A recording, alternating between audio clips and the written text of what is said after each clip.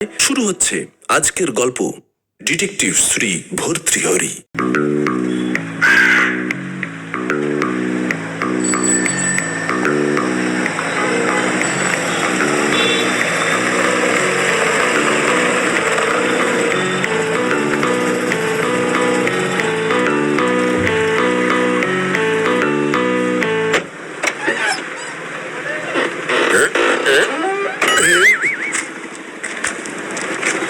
Detective Shri ভর্তৃহরি সেদিন বিকেলে সবেমাত্র কলেজ স্কোয়ারে একটা বেঞ্চে এসে বসেছেন।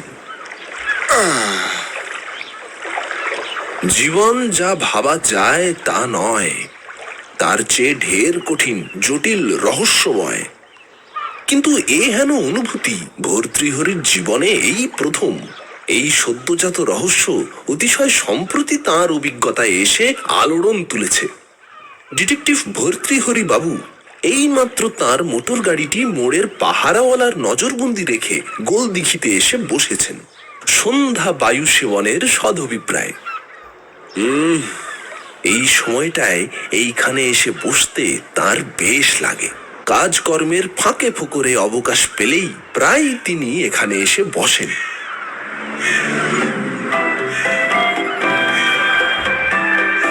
দিঘির পশ্চিম দিকে কলেজ স্ট্রিট দিয়ে ট্রাম, বাস, অমনিবাস, ট্যাক্সি, মোটর অবিশ্রাম ছুটোছুটি করে। কত রকমের বিচিত্র যান অবিরাম চলেছে, আর কি জনস্রোত।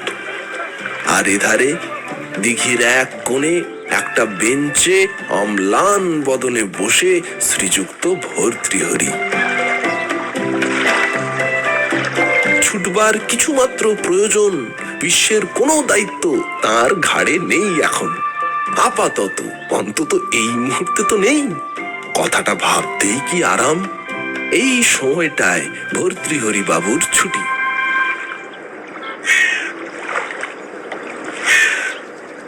সেই বেঞ্চে তার পাশে আধময়লা জামা কাপড়ে একজন ভদ্রলোক, একটু বয়স্কই।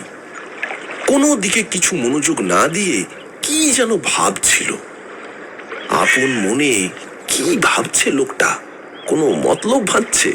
কোনো চুরি ডাকাতি, কিংবা কারুকে খুন করার মারপ্যাচ, কিংবা তার চেয়ে ছোটখাটো কিছু, কারোর পকেট কাটার দূরভিসন্ধি। ভর্তৃহরি তার স্বভাবসুলভ অনুসন্ধানী দৃষ্টি চালিয়ে দেন। পার্শ্ববর্তী লোকটির অন্তঃস্থল ভেদ করে চালাতে চান, কিন্তু পারেন না। হয়তোবা পারতেন। তার মর্মভেদী কটাক্ষে লোকটার মর্মভেদ করতে পারতেন, হয়তো অসম্ভব নয়। কিন্তু বয়স্ক লোকটি ব্যস্ত হয়ে উঠে পড়ে। ভাবতে ভাবতেই উঠে পড়ে হঠাৎ, এবং তেমনি ভাবিত ভাবে একদিকের গেট দিয়ে বাইরে জনসমুদ্রে গিয়ে মিলিয়ে যায়। ভর্তৃহরির ওকে নিয়ে যাও বা ভাবনা হয়েছিল, ওর অন্তর্ধানের সঙ্গে সঙ্গে তাও তিরোহিত হলো। আবার কেন তিনি ভাবতে যাবেন? অপরের বিষয়ে মাথা ঘামায় চোর আর ডিটেকটিভ, এ কথা মিথ্যে নয়। কিন্তু সেই পর যদি নিকটস্থ না হয়, যার পর নাই পর হয়ে চলে যায়, তাহলে তার সঙ্গে আর কিসের সম্পর্ক? ভর্তৃহরি আরামের নিঃশ্বাস ফেলেন। কোথাও যদি একটু স্বস্তি রয়েছে, ডিটেকটিভদের জন্য যদি শান্তি থাকে কোথাও। সব জায়গাতেই বদলোকের ভিড়, প্রায় সব ব্যাপারেই চক্রান্ত, সমস্ত কিছুর সঙ্গেই গোলমাল বিজড়িত। একদণ্ড যে নিশ্চিন্তে কোথাও বসে একটু বিশ্রাম উপভোগ করবেন, তার জো কি? ওই যে ওই লোকটা, আধময়লা জামা কাপড়ে বদখত বিশ্রী ওই ব্যক্তিটি আস্তে আস্তে উঠে বেরিয়ে গেল। তার উনি আর কি করেছেন? যেরকম ওর ধরন ধারণ আর আকার প্রকার, নিশ্চয়ই ও কারুর বাড়ি শীত কাটতে, কিংবা খুব কমে সমে অপর কারুর পকেট ছাড়বার উদ্দেশ্যেই উঠে গেছে। পথে ঘাটে বেওয়ারিশ কারুকে পেলে ধরে খুন করতেই বা বাধা কোথায়? উনি তার কি করেছেন? ওর উচিত ছিল ওর পেছনে পেছনে ফলো করা, তাহলেই হয়তো ফলোদয় হতো। ফলেন পরিচয়তে হয়ে সমস্তই পরিষ্কার হয়ে যেত। কিন্তু তিনি আর কি করবেন? কত করতে পারেন একলা? বিশ্বশুদ্ধ সবাই বদমাইশ, আর তিনি একটি মাত্র সৎ ডিটেকটিভ। না, ঠিক একমাত্র না হলেও অদ্বিতীয় তো বটেন। যথার্থভাবে দেখতে গেলে তার মতো ডিটেকটিভ আর কজনই বা আছে এই ধরা ধামে আসামি ধরার ধান্দায়। যাক, যাকে যেতে দাও। এই দুনিয়ার যাবতীয় অপকর্ম আটকানো তার সাধ্য না। তিনি থাকতেও পৃথিবীতে তার অস্তিত্ব সত্ত্বেও গোটা কত খুন খারাপি তার হাত ফসকে, এমনকি তার নজর এড়িয়েই ঘটে যাবে। চোখের ওপরেও ঘটতে পারে, ঘটতে দাও, ঘটুক। নইলে দারোগারা করে খাবে কি করে, দু পয়সা পাবে কি করে? না খেতে পেয়ে রোগা হয়ে যাবে যে।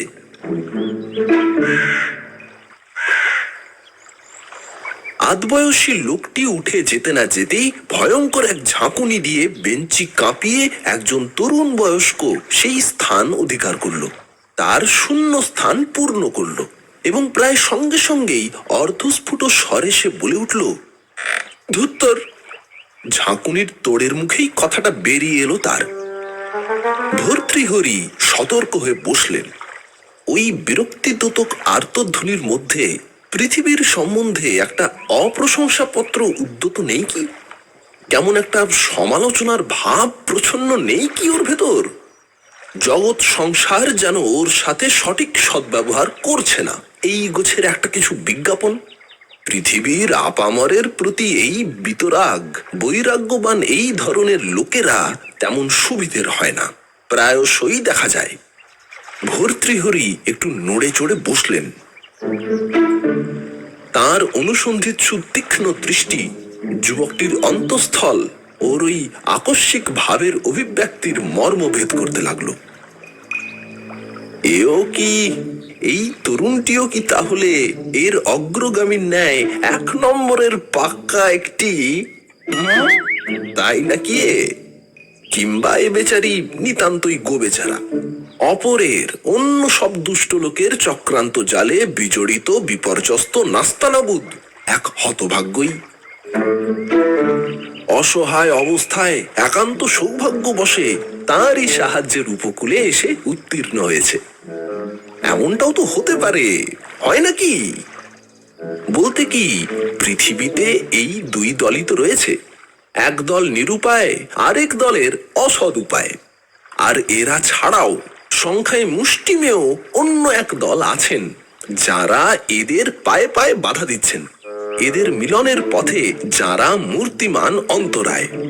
এদের উভয়ের মধ্যে ভালো করে সংমিশ্রণ হতে, খাদ্য খাদকের সম্বন্ধ স্থাপিত হতে দিচ্ছেন না যারা, এরাই শ্রী ভর্তৃহরি, এরা ডিটেকটিভ।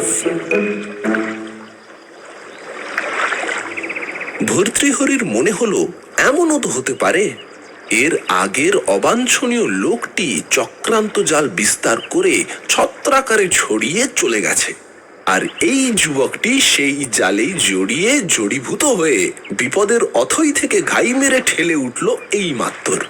অসম্ভব নয়। এই পৃথিবীতে এবং এই গোল দিঘিতে কিছুই অসম্ভব নয়। কেবল দিঘির জলেই নয়, ওই সলিল সীমার বাইরেও মানুষের মধ্যে মৎস্য অবতারের মানে মাছের মতোই বোকা জীবের কিছু মাত্র অভাব নেই। তিনি একটু কৌতূহলী হলেন।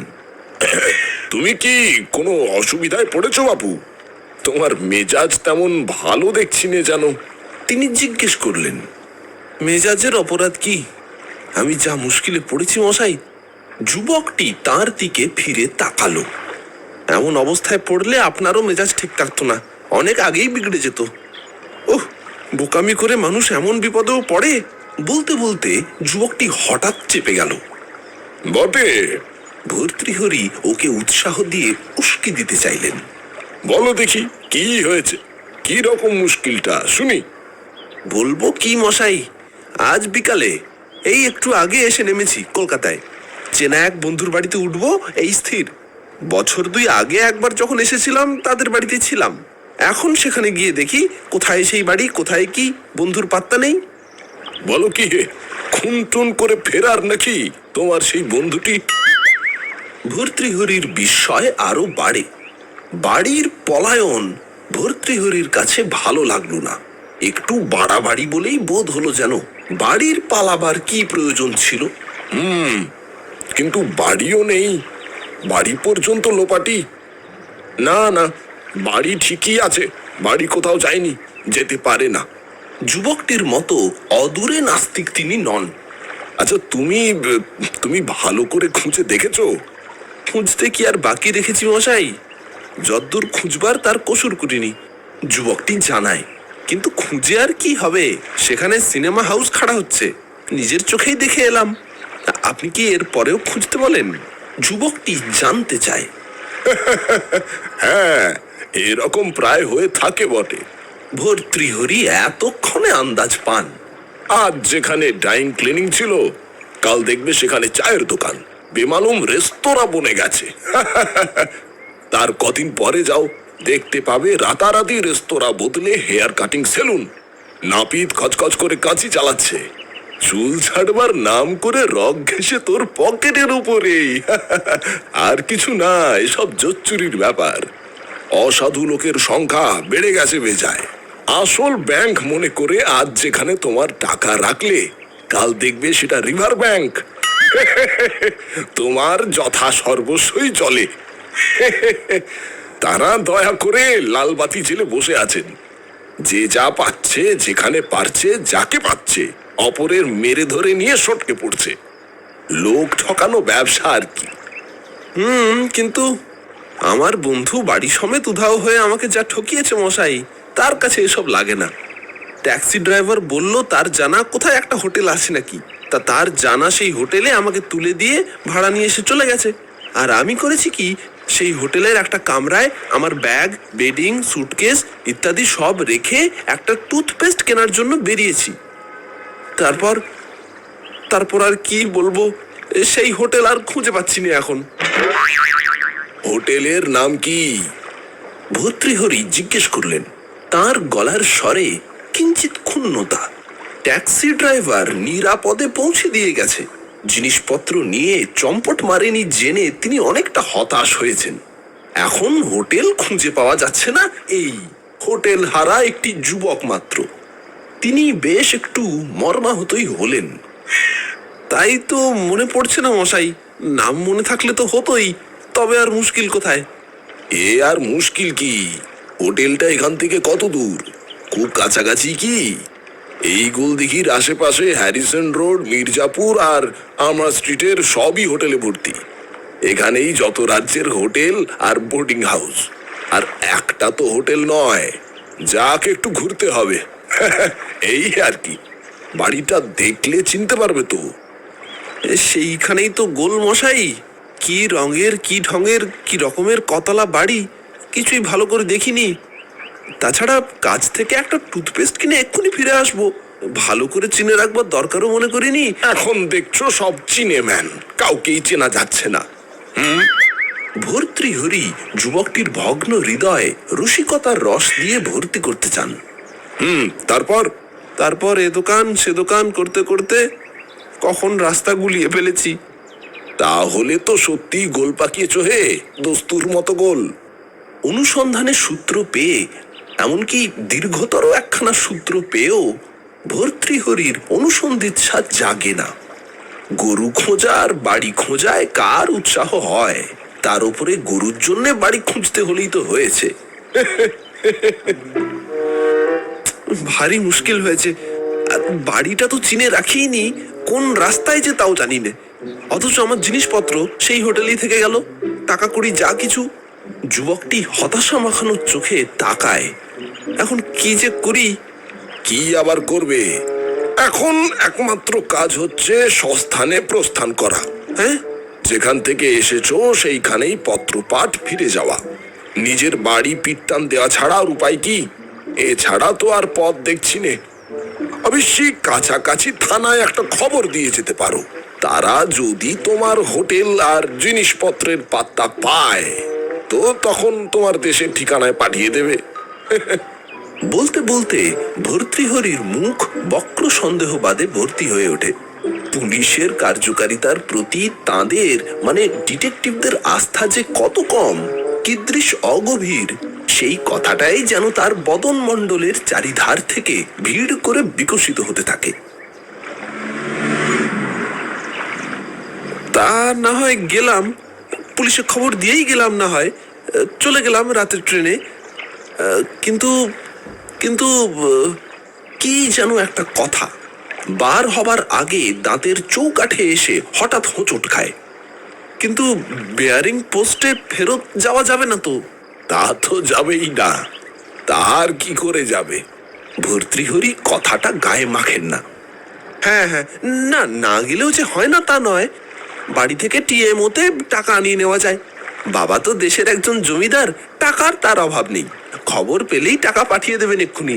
কিন্তু কিন্তু ছেলেটি আবার দ্বিধান্বিত হয়। কিন্তু আবার কি? এক্ষুনি তাহলে খবর পাঠিয়ে দাও। ভর্তৃহরির সঙ্গে সঙ্গে ব্যবস্থা।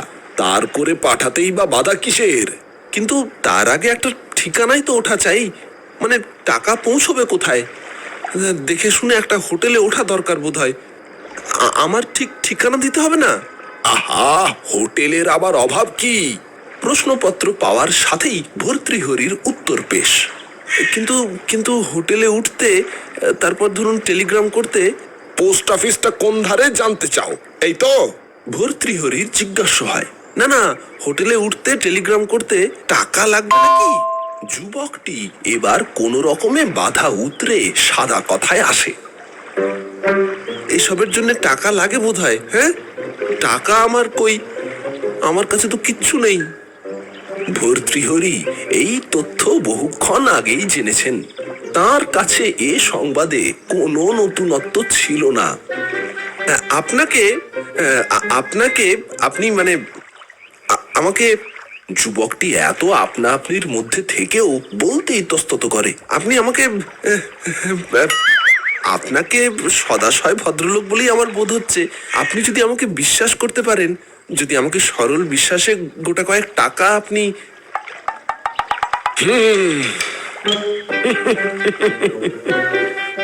হ্যাঁ, নিশ্চয়ই তোমাকে আমি দিতাম, যদি তোমার এই কাহিনীতে আমি আস্থা স্থাপন করতে পারতাম। হ্যাঁ, ভর্তৃহরি পরিষ্কার বললেন। মুশকিল হয়েছে কোথায় জানো? কোথায়? হোটেল হারানোই নয়, রূঢ় অপ্রিয় সত্যটা বলবেন কিনা ভর্তৃহরি মুহূর্ত মাত্র ভাবেন। টুথপেস্ট কিনতে বেরুনোতেও না।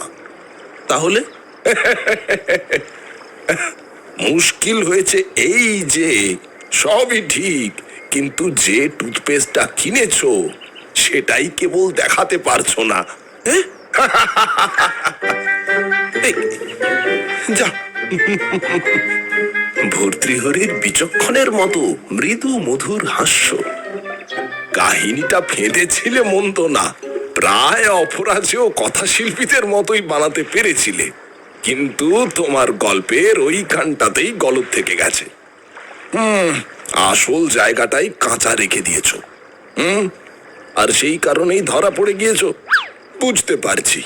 সপ্রশংস আত্মাভিমানে ডিটেকটিভের সারা মুখ রঙিন বইয়ের মলাটের মতো মুখর হয়ে ওঠে। বুঝতে পারছি, এখনো ততটা পোক্ত হয়ে উঠতে পারোনি বালক। ভর্তৃহরির অভিযোগের সাথে সাথেই ছেলেটি চমকে যায়। হ্যাঁ, চট করে জামার পকেটে হাত পুরে দেয়, আর তারপরে সে এক লাফে খাড়া হয়ে ওঠে। যা, কোথায় কোথায় হারালাম তাহলে? যুবকটির সবিস্ময় কণ্ঠ। এক বিকেলের মধ্যে একটা হোটেল আর এক প্যাকেট টুথপেস্ট একসঙ্গে হারানো, পরপর হারিয়ে ফেলা অনেকখানি অমনোযোগিতার কার সাজি বলে তোমার মনে হয় নাকি? তারপর ভর্তৃহরি আরো কি বলতে যাচ্ছিলেন, কিন্তু ছেলেটি শুনবার জন্য সবুর করে না। আর এক মুহূর্তও না দাঁড়িয়ে তিড়িং করে লাফিয়ে উঠে ছটফট করতে করতে চলে যায়। ঘাড় উঁচু করেই চলে যায় সে। সন্দেহবাদী, বিরুদ্ধ সমালোচক, পক্ষপাত, দুষ্ট ভ্রান্ত জনমতের প্রতি ভ্রুক্ষেপ মাত্র না করেই যেন চলে যায়। বেচারি ভর্তৃহরি বাবু ঈষৎ সানুকম্প হন। দেশ থেকে সদ্য ট্রেনে আসা, টুথপেস্ট কিনতে বেরোনো, হোটেল হারিয়ে ফেলা সবই ঠিকঠাক করেছিল। গল্পটা বানিয়েছেও মন্দ না, বলতেও পেরেছে গড়গোষ্ঠী করে, মাঝে মাঝে থেমে দরদ ভরা গলায়।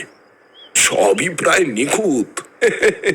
কেবল সামান্য একটুখানি ত্রুটির জন্যই সমস্তটা ভেস্তে গেল, আগাগোড়া আলগা হয়ে বেফাস হয়ে গেল বিলকুল। আরো একটু বুদ্ধি খরচ করে আগে থেকে যদি চকচকে মোড়কে মোড়া টুথপেস্টের একটা প্যাকেট দোকানের ক্যাশ মেমো সমেত নিজের পকেটে মজুত রাখতে পারতো, তাহলে বলতে কি ওকে আমি একটি উদীয়মান প্রতিভা বলেই আখ্যা দিতে পারতাম। ওর জন্য আর ভাবনা ছিল না, তাহলে নিজের লাইনেই ও করে খেতে পারতো।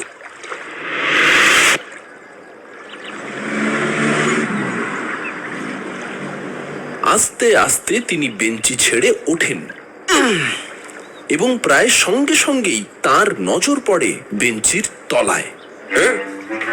মোড়কে মোড়া দীর্ঘাকৃতি কি ওটা?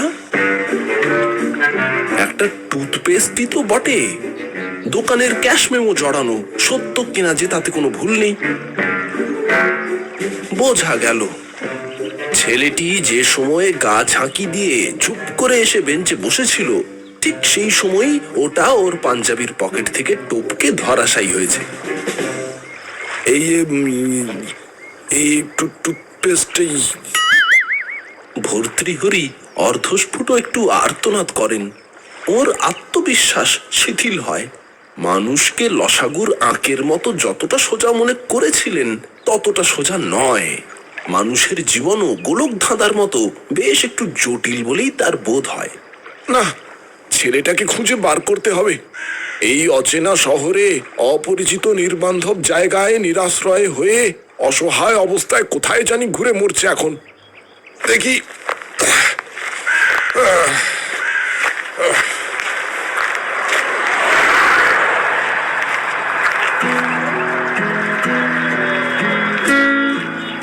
এধারে ওধারে চারিধারে খুঁজতে খুঁজতে যখন প্রায় হতাশ হয়ে হাল ছেড়ে দিতে তিনি উদ্যত হয়েছেন, এমন সময় দেখতে পেলেন সেই ছেলেটি জনসমুদ্রের উত্তাল ঢেউয়ে টাল খেতে খেতে ওধারের মোড় ঘুরে রাস্তা পেরিয়ে এধার পানেই আসবার চেষ্টায় রয়েছে।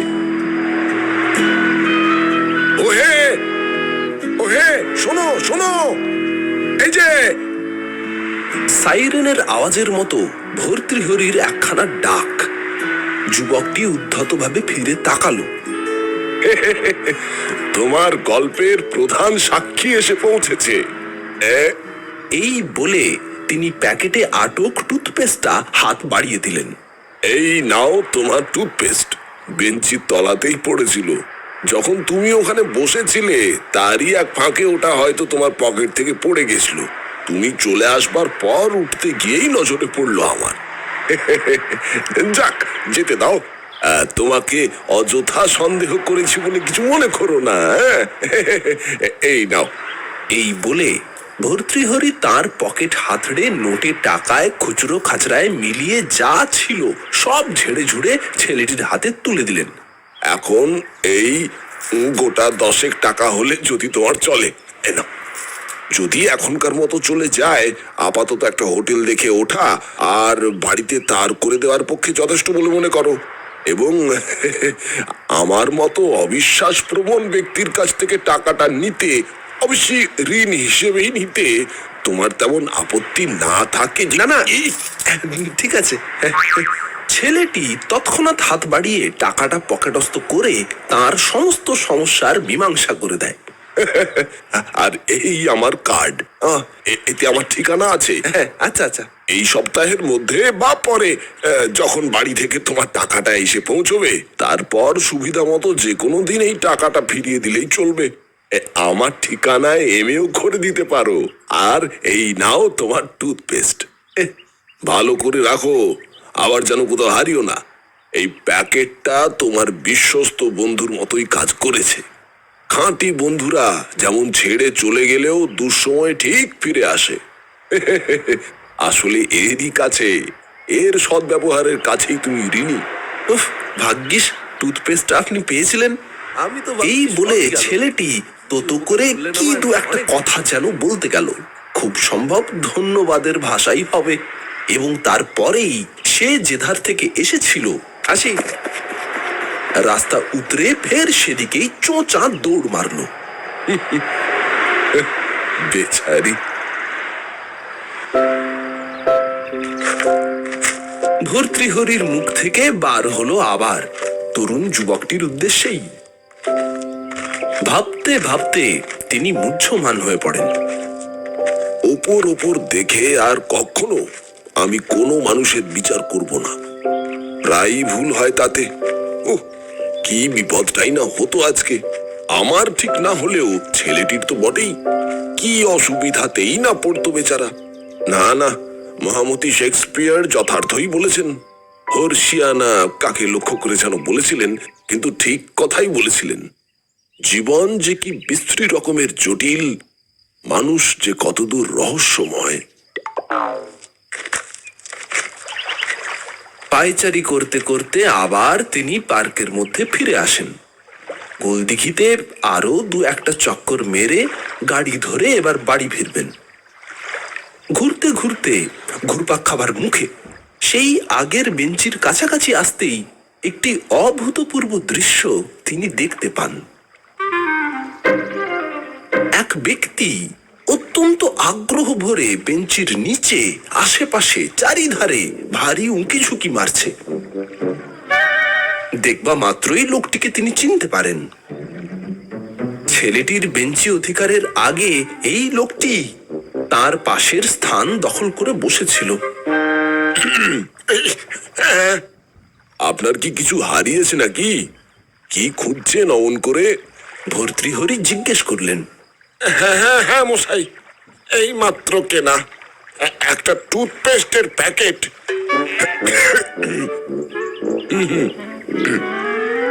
বলা বাহুল্য, সামলাতে ভর্তৃহরির বেশ একটু সময় লাগে। মানুষ সম্বন্ধে তার নিজের অভিজ্ঞতার প্রতিও আস্থার ততটা সুদৃঢ় নেই। এমনকি নিজের প্রত্যক্ষ দর্শন থেকেই নতুন এক জীবন দর্শন রচনায়, কি কেবল রচনা কেন, মনের মধ্যে তার মুদ্রণে, পুনঃ মুদ্রণে আর পুনঃ পুনঃ প্রুফ সংশোধনে যে সময় তিনি মশগুল হয়ে আছেন, সেই কালে সে সমস্ত সবকিছুর ভিত্তিমূল টলিয়ে দিতে আবার কি নতুন নিদর্শন। টুথপেস্টের জন্য ততটা না, ওটা হারালে তেমন কিছু ক্ষতি ছিল না। আধা বয়সী লোকটি তার চিন্তা সূত্র ছিন্ন করে দেয়। কিন্তু ওর মধ্যে ওই প্যাকেটের ভেতর আমার মাইনের কখানা নোট ছিল? 8খানা 10 টাকার নোট মশাই। এ মাসের মাইনের প্রায় সবটাই। টুথপেস্টটা কিনে ভাবলুম যা পকেট মারা যায় আজকাল, নোটগুলো ওর প্যাকেটের মধ্যে পুরে রাখলে নিরাপদ হবে, এই মনে করে রেখে দিয়েছিলুম। আপনার বুঝি 85 টাকা মাইনে? আগে হ্যাঁ, প্রায় ঠিক ধরেছেন। 99 টাকার সামান্য কেরানি আমি। 18 টাকা ইন্স্যুরেন্সের প্রিমিয়াম জমা দিয়ে 81 টাকা মোট ছিল। ভদ্রলোক দীর্ঘ নিঃশ্বাস ফেলে বলেন, কিন্তু আর একটি আধলাও আমার কাছে নেই। বাড়তি টাকাটা দিয়ে ছেলের জন্য টুথপেস্ট কিনেছিলাম। ভর্তৃহরি গম্ভীর হয়ে গেলেন। দেখুন, আপনার টাকাটা খোয়া যাওয়ার জন্য আমিই দায়ী। গলাটা ঝেড়ে নিয়ে আস্তে আস্তে শুরু করলেন ভর্তৃহরি। বলছি, আচ্ছা আপনি আমার বাড়ি চলুন, আমি ক্ষতিপূরণ করব। আমি অবশ্য একটু দূরেই থাকি, কলকাতার কাছাকাছিও বটে, আবার বাইরেও বলা যায়, এই ডায়মন্ড হারবার রোডে। তা আমার মোটর রয়েছে, যাবার সময় আপনার অসুবিধে নেই, আর ফেরবার ট্যাক্সি ভাড়াটা আপনাকে আমি দিয়ে দেব। মজ্জমান লোকটি দেব দেবতার আবির্ভাব প্রত্যক্ষ করে।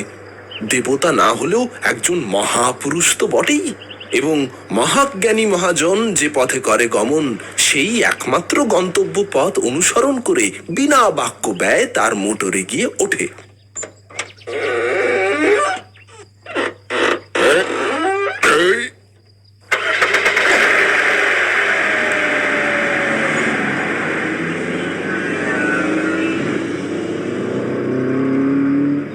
ডায়মন্ড হারবার রোড দিয়ে ভর্তৃহরির মোটর উহু করে ছুটছে।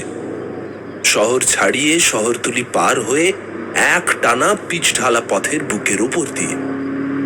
দুধারেই ফাঁকা নির্জন রাস্তা এবং মাঝে মাঝে এক আধখানা বাড়ি, বাগান বাড়ি বেশিরভাগ। ভর্তৃহরি বেপরোয়া হয়ে গাড়ি চালাচ্ছেন। তার পাশে বসে মুখ বুজে চুপটি করে সেই আত্মহারা সর্বশান্ত ভদ্রলোক। হঠাৎ ভর্তৃহরির কেমন একটা খটকা লাগে, কেমন যেন সংশয় জাগে। তিনি পার্শ্ববর্তীর দিকে একবার ভ্রুক্ষেপ করেন, তারপরেই কুটিল একটা কটাক্ষ বাঁ চোখের কোণ দিয়ে বেরিয়ে আসে। লোকটাকে যেন কুটি কুটি করে কাটে সেই চাউনিটা। এই টুথপেস্ট হারা লোকটি সেই গৃহহারা যুবকটির মাস্তুতো ভাই নয় তো? সন্দেহ হতেই তিনি নিজের বাঁ পকেটে হাত পুরে দেন।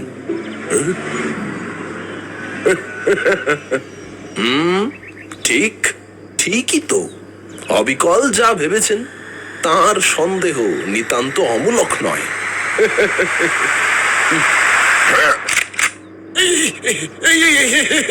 অমনি ডান পকেট থেকে তার রিভলভার বার হয়ে আসে। গোয়েন্দার পকেটে আর কিছু থাক বা না থাক, পিস্তল আর হাতকড়া প্রায় সবসময় মজুদ থাকে।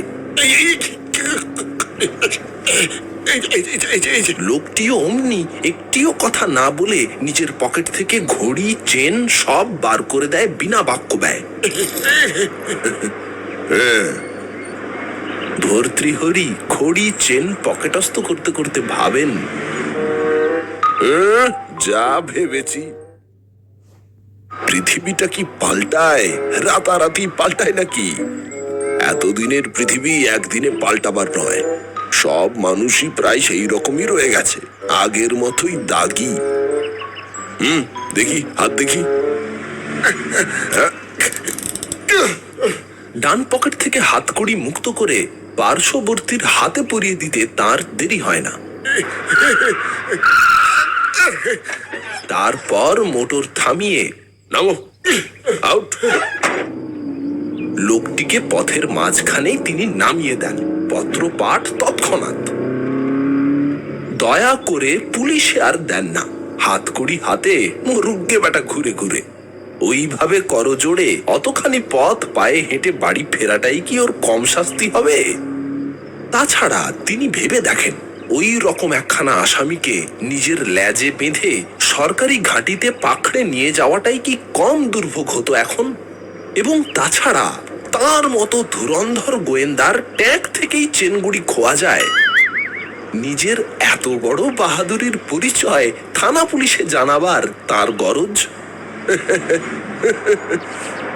ভণ্ড কেরানিটিকে নিজের সঙ্গে হাতাহাতি করার সুযোগ সহ বিপথে বিসর্জন দিয়ে চিন্তাকুল চিত্তে তিনি গাড়ি হাঁকাতে থাকেন।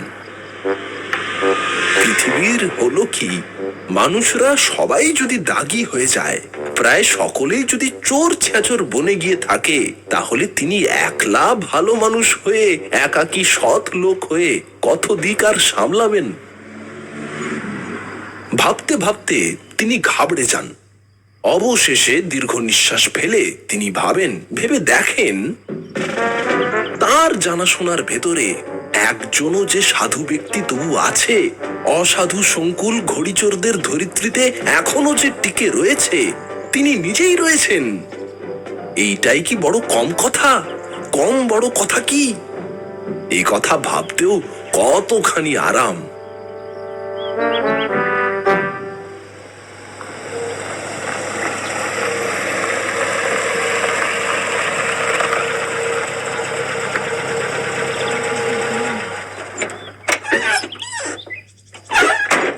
পৃথিবীর অষ্টম পরমাশ্চর্য, সেই একমাত্র অভিব্যক্তির সম্বন্ধে সগর্ব ধারণা নিয়ে গৌরবের জয় পতাকা বহন করে ভারাক্রান্ত মনে তিনি বাড়ি ফেরেন। চৌকাঠের ওধারে পা না বাড়াতেই তার ছোট ছেলে সত্যহরি ছুটে এসেছে। বাবা, বাবা, এই তো তোমার চেন ঘড়িটা আজ তুমি নিয়ে যাওনি যে? হ্যাঁ, তুমি তুমি তো বলো তোমার কোনো কাজে কখনো ভুল হয় না, তোমার নাকি দিব্য দৃষ্টি, ভগবানের মতোই সবকিছু টের পাও। তবে আজ কেন এমন ভুলে গেলে বাবা? টেবিলের ওপরেই পড়ে রয়েছে, দেখো গে, তখন থেকেই পড়ে আছে।